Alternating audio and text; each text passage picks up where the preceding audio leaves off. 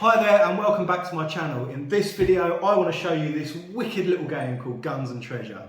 So the idea of this game is you are the admiral, I suppose that is the right term, of a fleet of ships, and you will be battling against each other's fleet of ships, trying to destroy their ship and reap the rewards of taking their treasure. Very piratey. Arr! So let's get into it. I want to go through the rules. I'll go through it step by step and explain how you play the game, what happens, and look at the different cards. So in the box you've got two types of cards. You've got ship cards, which look like this. On the ship card you've got the back of the ship, and on the reverse of the card you've got the front of the ship, and each of these have different items. So the example is we've got a bomb in this one. That's self-explanatory. If you attack this ship, the bomb blows up and you both die. You've also got treasure, so you could reveal that there's treasure in this ship if you played this card face with the front of the ship face up. The other option on the back of these cards are guns. So you've got guns, treasure, and bombs. These are played either face up to reveal what's in there, or face down to hide from other players what that ship contains. And I'll show you how that works in a second. We'll come back to those in a minute. The other cards you've got are the captain cards. So you will select from one of these cards. You could shuffle them and play them at random, or you could pick your particular favourites. And each of these have two types of abilities. You get to pick one or the other. We'll come back to those in a moment, because for the first game they recommend that you don't include those. I'm guessing it's to get to grips with the game.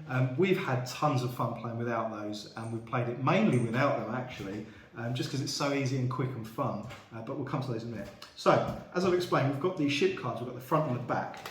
To start the game, what we're going to do is deal 6 cards to each player. So let's imagine we've got 2 players here. 1, 2, 3, 4, 5, 6. 6, there we go. Put your deck down and that's the game started. 3 main phases that you're going to work through: the shipbuilding phase, the marauder phase, and the scoring phase. It begins with a shipbuilding phase, and we will be playing a few rounds of the shipbuilding phase to build up our fleet of ships using this deck here. So, looking at our cards, we've got 2 options with how to play our cards in the marauding phase. So in this stage, we're going to play 4 of our 6 cards in hand. 3 of our 6 cards in hand. And you have 2 options with these cards. You can either place them face up, so you would reveal what is in the ship. So you're showing to the other player, okay, I'm starting to build a ship, and everyone can see what is going to be contained in that ship. The second option is you can play it face down, so no one's going to know what is in that ship. But if you're playing face down, it has to be played on an existing build that starts with the front of a ship. So in this case, we've got a ship down, so we've started building this ship, so we have the option of placing it face down so no one knows what's in that ship. And I'll come back to that in a moment. We've got a third card to play. With the third card, again, we've got 2 options. We can either play it face up, so we could start building a second ship, or we could play it to an existing ship and build on it, making it even bigger. So either that could have guns in it, it could have treasure in it, or it could have a bomb in it. But the only thing the other players would see is the front of the card. At this stage, it moves around to the next player. They get to, or at the same time while you're doing that, they'll be building their ships.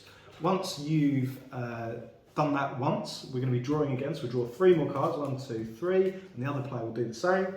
And then you'll both play down 3 more cards. So I could say 1 and 2 and 3. And then we're going to do that one more time, have 3, 6, 9, 12. So we've got to do it 4 times in total. Once every player has played 12 cards in the shipbuilding phase and all your ships are established, so that could be 3 in this case, could be more depending on how you've laid them out, we then move into the next phase, which is the marauding phase. So now every player has built all their ships, we've got 12 cards down, we can remove the deck, we don't have anything else, and we're going to enter into the marauding phase. Now in the marauding phase, what we're going to be doing is take it in turns to select ships to attack. You can either attack another player's ships with your ship, or you can retreat and save the treasure from that ship. But you cannot retreat on your first turn, so we'll go around the table to each player, in this example just 2 players, we'll take it in turns to pick one of our ships to attack one of the other ships. So in this example, I might look at the table and think, right, I know what I've got in my ships, and I'm going to select one of mine to attack another ship, but it's going to reveal what's in that ship to the other player. So I'm going to select this ship to attack, and I'm going to select one of their ships to attack. So I'm going to select this one. I can see it's got 2 treasure in there, so that makes it valuable to me, and only 1 card, not knowing what it is, to defend. So at this stage, once the ships have been selected, you're going to reveal what's in the ship. So on this occasion, I've got 5 guns, which would beat the 2 guns, meaning that technically I would win that, and I would take the treasure from the 2 ships and put them in my treasure pot. However, there's a bomb. So in this occasion, because there's a bomb, both of the ships die, go into the discard pile, and it's the next player's turn.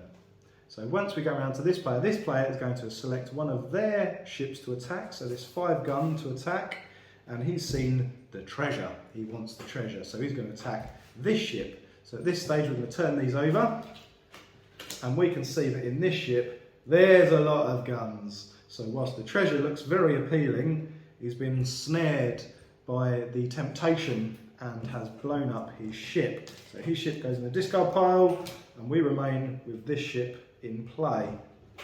So let's turn the guns back over, and we've retained our ship.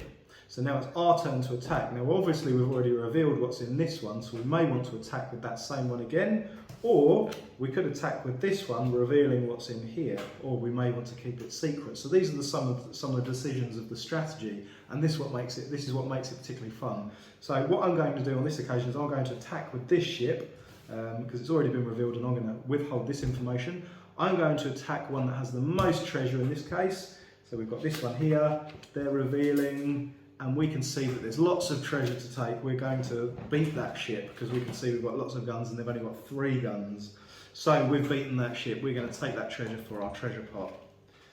And it's the other player's turn. So we turn those back over,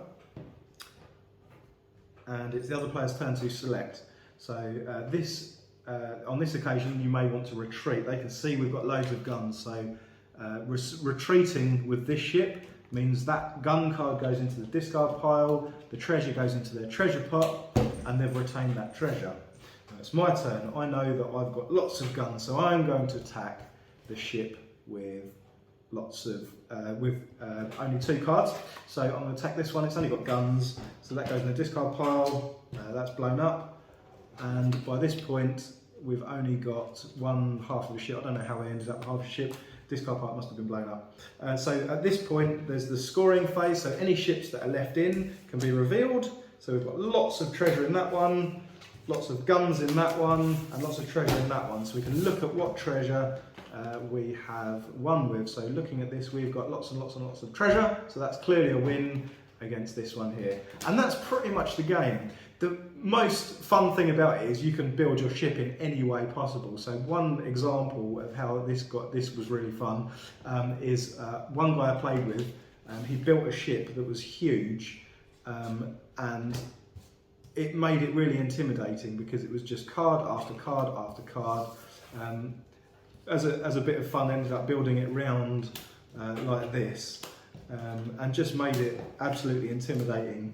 And I did not want to attack it, and no one attacked it through the whole game. So that basically was his ship, and then he had other ships with guns and things like this. So as the table was going around, was all attacking the other ships, but didn't want to attack his big ship. Anyway, he was getting blown out of the water, and all the guns, all the ships and battles, he lost everything. And other players were doing really well. Got to the end of the game, got to the scoring phase, and he revealed that his ship was nothing but treasure, and he won the game. So it's a bit of a risk. You don't know what to go for. You don't know which one's going to have lots of guns, which one's going to have lots of treasure. So it's a bit of a guessing game, a bit of a gamble game. But there's lots of strategy in how you're going to build your boat and how you're going to approach it. Then add to that with the captains. So I'll give you an example of the captains. So we have got here Admiral C. Long. So Admiral C. Long, one of his abilities is each time you attack, you may look at one card on an opponent's ship before deciding which ship to attack. So you can make them reveal one of their cards to attack. So that's an extra ability that adds to the strategy and things like that. On the flip side, you may not decide that one. You may decide to use the other ability in your play. So the other side says may place an extra card on the final ship you build. So you'd get an extra card in your shipbuilding phase. So all of these have different abilities, and Honestly, we absolutely love this game. We played this so much. The kids love it. It's so easy to pick up, so simple to get to grips with. The artwork on it is lovely as well. It's really simple, but it's so eye-catching, and you really get a sense of being out on the seas, being a pirate, and fighting these. So this game, we've got to the table so much.